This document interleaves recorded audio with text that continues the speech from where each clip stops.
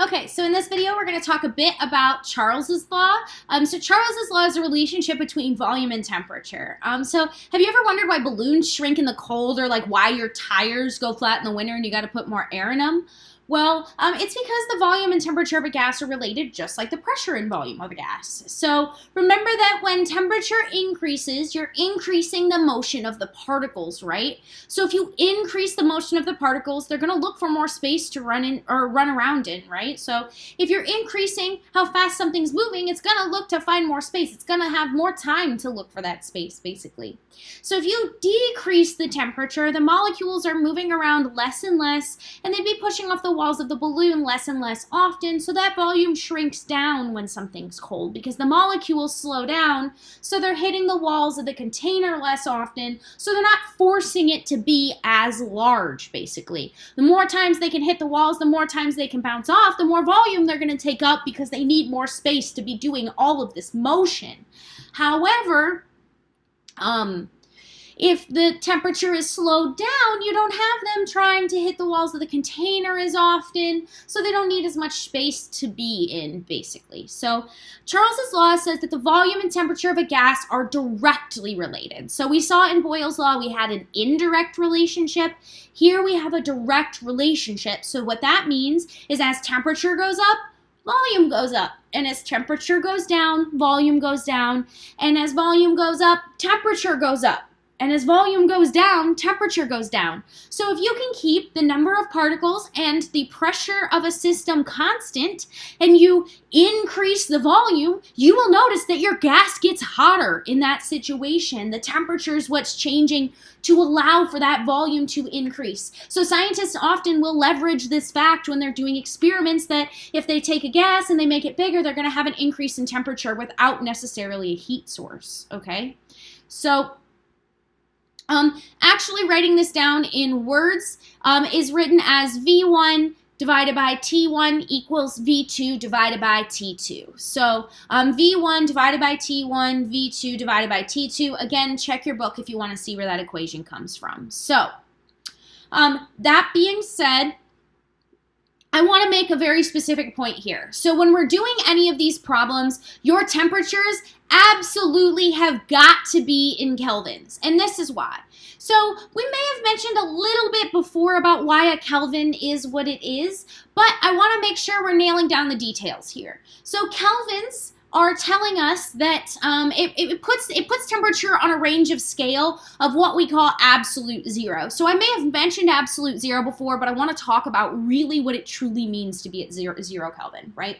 So at 0 Kelvin, what we consider to be absolute zero is when the motion of particles would hypothetically stop. So it's a temperature that is so cold that the particles are not moving at all. They're frozen in their position. It's kind of like mind-blowing to think about this idea. And so once we figured out and we kind of back calculated to figure out where this would occur, we figured out that it happens at minus 273.15 Celsius. So that's where that conversion factor comes from. And this is why we choose to use kelvins when we're doing Charles' law and the laws beyond this that include temperature. And that happens simply because we want to make sure our temperature is properly representing what's happening, right? So if I have a negative Celsius, that kind of doesn't really mean anything in terms of this scale. I want to make sure that I am keeping things on that scale of absolute zero because I'm thinking about that motion of particles and how it relates to volume. So it's so important. Your temperatures absolutely have to be in kelvins. And then for the exam as well, I will make sure that I give you that conversion factor. So we're not really like focused on learning about conversion factors at this point in time, so I'll give you all the conversion factors you'll need. So your temperature must be in Kelvin. It's so that we can focus on that absolute zero moment. So units must be in kelvins. However, the unit of volume doesn't matter as long as the two V1 and V2 match. So as long as you got them both in the same unit, you're good to go on volume. But your temperature, no matter what, has got to be in kelvins. So We're going to go ahead. I'll work through these 2 examples with you, and then I will leave you with the practice problems. I've got 2 practice problems on Charles' Law here with you. So go ahead, meet me back here. Meet me over at the whiteboard, and then I will work through those problems with you, and then work through those with me live, and then work through your practice problems after that. So I'll see you at the whiteboard. All right, so we're back for some examples with Charles' Law, the relationship between volume and temperature here. So this problem says, if a balloon is filled to a volume of 2.20 liters at 22 degrees Celsius, then is heated to 71 degrees Celsius, what's that new volume of that balloon going to be? So as usual, we'll figure out what we've been given, what we need to find, and then we will solve. So we are given here, if we start from the beginning of the problem, if a balloon is filled to a volume of 2.20 liters, I don't know if there's enough hints for me to know if that, from that statement, is the initial or the final. However, if I look at this, it's asking me, what is the new volume after a temperature change? So that tells me that this initial volume, or this volume that is mentioned first, is the initial volume. So that would be V1. So V1 is going to be 2.20 liters. And then as I continue to read along, so the balloon, my initial volume matches with an initial temperature, so a T1 of 22 degrees Celsius. And then it's heated to this, so there's something like the word heated indicating a change. So my T2 is going to be 71 degrees Celsius, okay? And then if I continue on in my problem, it asks me, what is the new volume? Well, the new volume is what we're looking for, so we need V2. V2 equals question mark. So, this is what we're given by the problem, and we still need to find V2. However, there's something huge and glaring jumping out at me. There's a huge red flag happening here about some of the information that we're given. Remember, we have got to have our temperatures in Kelvin, and my temperatures here were given degrees Celsius. So I'm going to have to go ahead and convert. It's pretty straightforward to convert to kelvins. You just add 273.15. So in this case, my temperature for T1 is going to be 295.15, 295.15 Kelvin. And my temperature at T2, if I add 273.15, is 71 plus 2, is 344.15 Kelvin. Okay, so these are the temperatures I'm actually going to use in my problem, but I do want to remind you that we go back to the original problem for the sig figs. So I'm going to write these numbers fully out. I don't need to put them in sig figs. In fact, it's probably going to bungle up my answer if I put them in sig figs because I'm going to get a weird answer. So go ahead, do your conversions, leave the number as whatever it's written when you convert, when you type it in your calculator, but go back to the original problem for the significant figures. So these are the way I'm going to use the temperatures in my problem, but when I need my significant figures, I'm going to go back to the original. So we know that Charles' Law states that V1 equals T1, or V1 divided by T1 equals V2 divided by T2. So I can go ahead and start to plug the values that I have here into my equation. So V1 is 2.20 liters, 2.20 liters, and my T1 is that 295.15 Kelvin, and that equals V2, which is what we're looking for, divided by 344.15 Kelvin. Okay, so now I have everything plugged into my equation here. I just need to go ahead and solve for V2, which is what we're looking for. Doing good. So I'm going to multiply both sides by 344.15 Kelvin so that I can get V2 by itself. Oops, sorry, 344.15 Kelvin. And this is going to be this side times 344.15 Kelvin. So in the end, I get that V2 equals that 2.20 liters times the 344.15 Kelvin divided by that original 295.15 Kelvin. Okay? So, now that I've plugged in, I've done some of my solving, V2's by itself, I'm in a good place. I can go ahead and check my units and make sure that I'm where I think I am. So, I only have one representation of liters, but I see that I have kelvins divided by kelvins. Those two are going to cancel out. I'm left with liters as my unit. I'm solving for a volume. Liters is a volume unit, so therefore, we're in a good place. I can go ahead and type this in my calculator and solve it. So I'm going to take 2.20 times that 344.15, and then I'm going to divide that value by 295.15. So in the end, I figure out that V2 equals 2.565 liters. So to report my answer, of course, I have to make sure that I have the proper number of significant figures. So again, I go back to my original problem. So here I have 3 sig figs, here I have 2, here I have 2. So I'm going to go ahead and put my answer into significant figures. So my answer is going to be 2.6 liters. And then we can go through, we can make sure this makes sense, right? So we know that if temperature goes up, volume goes up. So I check out here, I'm going from 22 degrees Celsius to 71 degrees Celsius, temperature's going up. My volume goes from 2.2 to 2.6 liters. My volume went up, so that's good.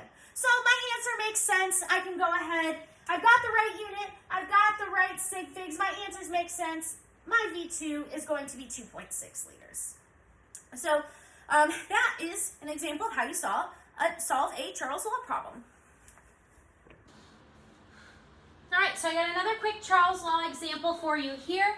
This question says, if the volume of a gas sample is initially 3.77 liters when at 255 K, what is the final temperature if the volume drops to 1.82 liters? So as usual, we're going to figure out what we're given, we'll figure out what we're solving for, we'll plug into our equation and solve.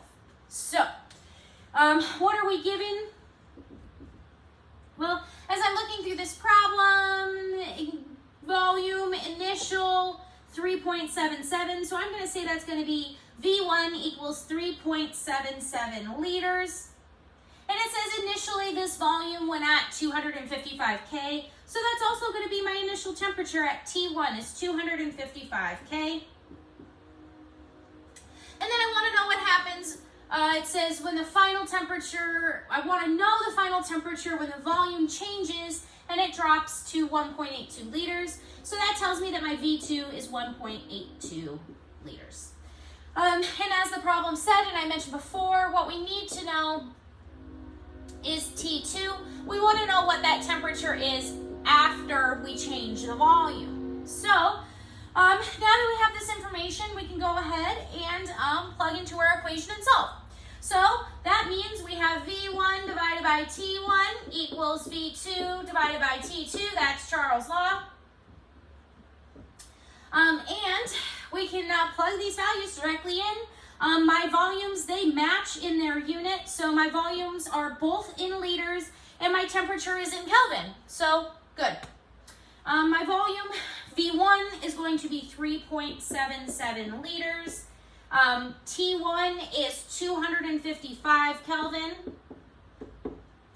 V2 is 1.82 liters. And what we're looking for is T2 here. So I'm going to go ahead and I'm going to show you how I do these problems. And I'm going to show you how I think about how to solve this problem mathematically. However, if you can find another way to solve these problems that mathematically makes sense, that gets you the right answer every time, I don't care how you solve these problems. Solve them how you want. For example, another method that you can use besides the one I'm going to show you is to cross multiply. So if you know what cross multiplication is, or if you wanted to look that up, you might check it out.